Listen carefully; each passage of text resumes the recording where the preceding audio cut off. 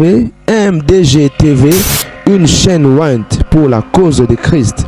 Mafuta Yasika, Mafuta Yasika, Mafuta Yasika.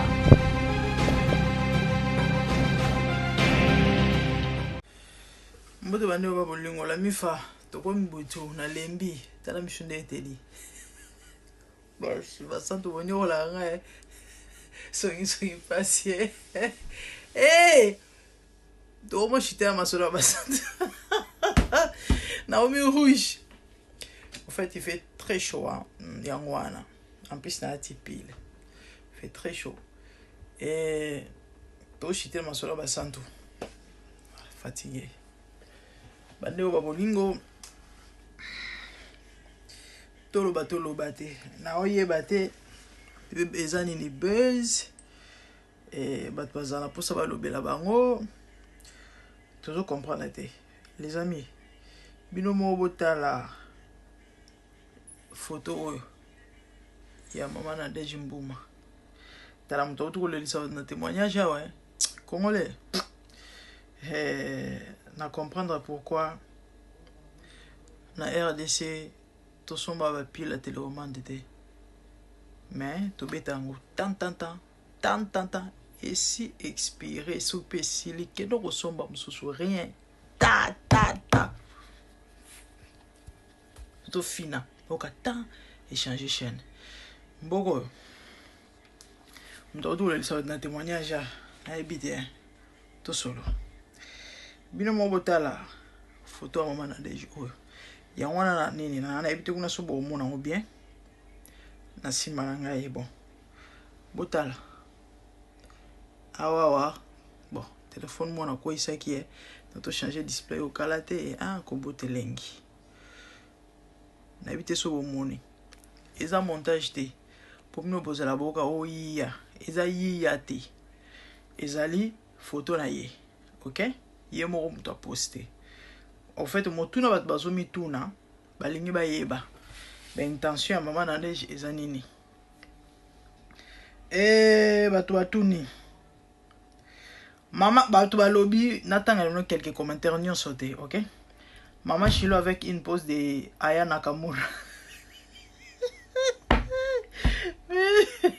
mélangé avec la beauté de Rebo les yeux de Didi Stone hey Batouni, cette pause était-elle nécessaire? Maman Nadej, n'avez-vous vu la vidéo Batouni, pause one est nécessaire? Si oui, expliquez. Mousso Alobi, elle dira que cette posture sensuelle est inspirée par le Saint-Esprit.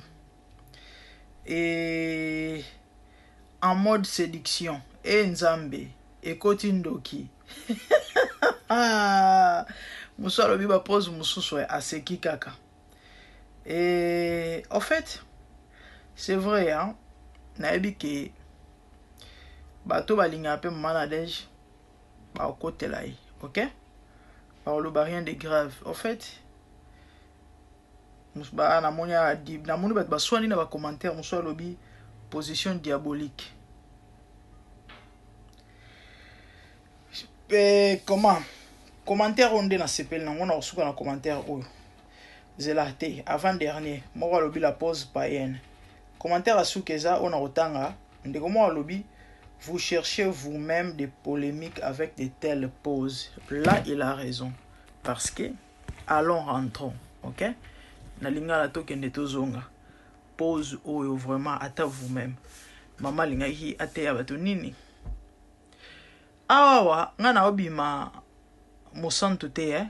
Bon quand je dis Monsanto na obi ma parfaite te hein? Pour ne pas dire voilà parfaite te que nana foutarate o évitant un personnage public et surtout tant wa mosali anza momo ni pose abeti so ire bo beta ina ngo ya problème te bango ata a moitié ni batambola na bango wa na bikini akangi ba photo na ye au contraire route ba pagano ma sepela na makasi mais ce quoi il s'agit à maman pasteur n'est peut-être pas comprendre ba maman sous ce ya ko éviter on est juste conseil na maman na Deji hein bon n'imbi ba to belé mbunjo na ba sepela na ngote ezara conseil à prendre le nécessaire ici on a préféré qui tant le baga abwakisaka abina badanse na ye basitoche badanse na ye ya vandela ngobo badanse na ye ya kotisa bimisa et mokili ezoganga mokili ezofinga et du coup crédibilité ezosila et respect ezosila namoni ndeko moko akomi alobi bo comprendre azoluka mobali allez-y comprendre donc il y a des choses à éviter ok net posture en ndenge wana ma pasteur koti maboko liboso atimboli sima elingi oloba nini ezo inspire pardon boto beta boto na bango sala on a chambre place à Tom Sazali ata tacle ça édifie na kata chambre père olela ngokutu makasi sinon robe eza na problème te robe eza kitoko eza descente ye moko mutu abimi bien abimi kitoko mais posture nini wana mama na deja olonga alakisa bato nini to po teya bato nini to po yebisa bato nini po message nini opesa bato bon c'est compliqué nayebi te ma mère aoluka base je ne sais pas awa témoin j'ai auto koningisa monde balobela mama na deja mais en bien sikoyo komi susu ya ba posture ba séduction ndenge bato bazobenga ngo po en fait bato bazoyeba te nayebi ke bato balinga mama na deja bakokotela ye kolinga mutu eya malamu conseil na wana kopesa na badéfenseur kolinga mutu eza bien koyebisa mutu olingaka mabe asali to mpe kokorrige na erreur eza mie koleka ok bolingo ya bakongolais ezalaka ata mutu asali mabe soki alingaka mutu wana aoyebisa te ke oyo eza mabe au contraire aopakola mabe yango mateka or c'est très dangereux ozobokola mabe lobi mabe wana okoma mabebebebebe makasi e ekoze badega so olingi moto za pe na courage ya koyebisa ye ke te o bien te non eza na bato babendaka biso mpe matoi na bato bareprochaka biso mpe à son âme Jonathan Wanzambi ntango gome koyaka na ba pression bandeko mambo ne belisanga motema na beta 1 mois bandeko mambo goma chai na sala émission moko émission na utaola mwana tongo pasi na motema nzambe na mboke kei bakaboli Congo muninga mwa ibisanga kanda mambo Congo so na ni obima mupepe ana raison banda wana na koma mwa modération mais oka motema ekoka te mais bangubu baza kuna baoli etel bango te etali bango te bazolia bazozela mokoloka e oyinda batie po ba millions ezali basi ekota na bakonte biso to misika mais to mitungisa po na mboka na sala vidéo moko je viens à peine de me réveiller na lamuki tellement je pensais à mon Congo nazwa na sala vidéo na single na auto effacer vidéo yango parce que mon chaque un vidéo ezongaka na ta single pembe bon na mona na ngo normal single yango single na sala vidéo bon ba vidéo na ngeza ka ndambo non voilà bon na scène azaki na bilamba mais moi single bras cassé quoi pasteur Jonathan Benganga grande dame et baninde nous esa vidéo na TikTok na single na banini abi omitalaka omona couleur no modèle eza oza ozomona forme no modèle ezali oyebi bato kombe obeti mabako oyebi bana mibali kombe balandi video wana atona agangelanga na suka nango ayebisinga soki edérange yo en tout cas je suis désolé mais fallait nayebisa yo il m'aimait abando linganga makasi mais empêchaki ete ayebisanga vérité pe à son âme eumela ye pete juste quelques semaines après baempoisonné akufi nzambe azwaka lokumu nakendaka na malembe kaka asisi koloba na biso merci pasteur na yoki na malembe nakika na sui vidéo malgré ezali na bavie ebele nalongoli yango nasalaka sous vidéo na single te banda wana so okutani na vidéo na wana single seki eza bavidéo ya kala et du coup tellement bavidéo eleki mingi na poste na nga na oretrouve yango te mais so nakutani nango par hasard ou encore ndenge ezongaka wana ezongi na okota na efasa yango comprendre moto azalaka ndenge wana. Et yangi ya maloba en faisant des erreurs, on acquiert la sagesse. On vient de quelque part pour tout comme bisika toza, to koki pena nte to komi pena nte to continuer au kende. Donc conseil, baloba pesa akare pour bazwara car on ne sait jamais. Je vis le Seigneur assis sur un trône très élevé, et les pans de sa robe remplissent les temples. Des séraphins s'étaient au-dessus de lui et criaient l'un à l'autre, disaient Saint, Saint, Saint est l'Éternel des armées. Toute la terre est pleine de sa gloire. Dans les cieux des cieux, là où vivent les rois, il y a des créatures qui l'adorent et les louent. Dans les lieux célestes, là où règne mon roi, il y a des anges qui chantent jour et nuit en sa gloire.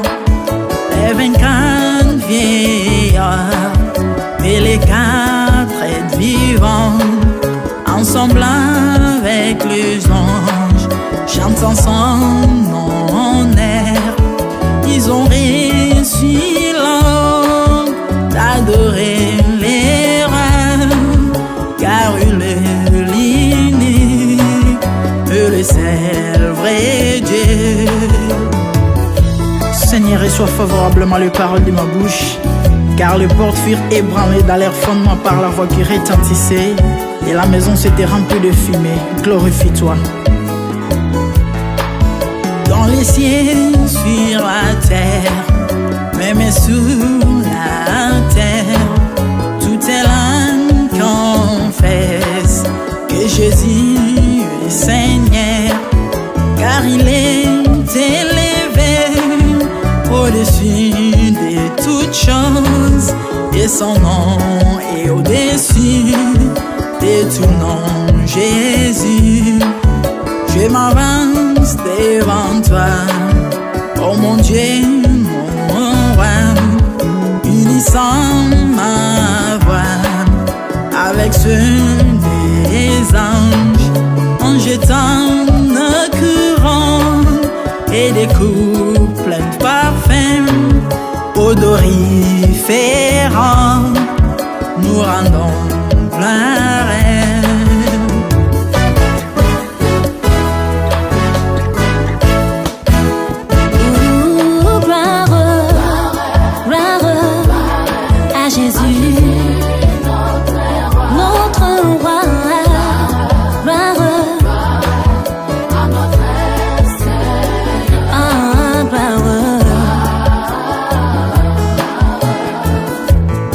Chantons gloire à Jésus.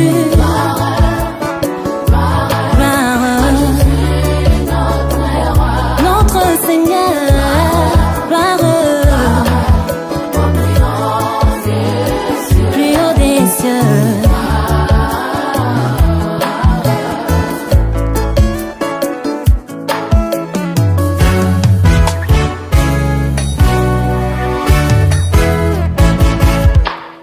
Il est beau d'annoncer les matins ta bonté.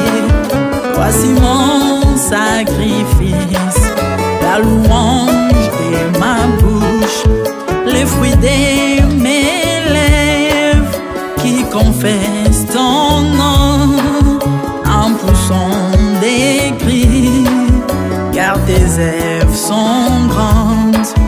Bienvenue un jour dans ta face que 1000 ailleurs, car tu es mon soleil, mon bouclier, ma tour forte. Tu me donnes la force du bif, tu m'arroses d'une huile fraîche. On ne se plaît à contempler mes ennemis grâce à toi.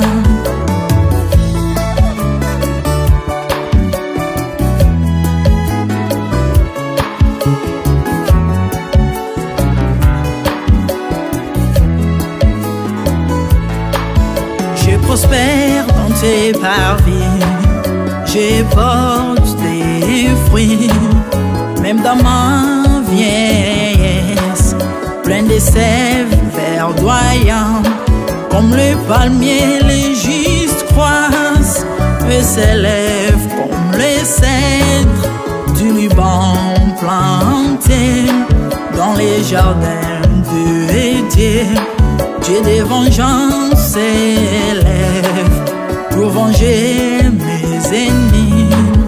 Il mettra la fin à la malice de leurs œuvres, car il est le Tout-Puissant, l'Éternel des armées, El Shaddai Adonai, El Elyon Sabaoth.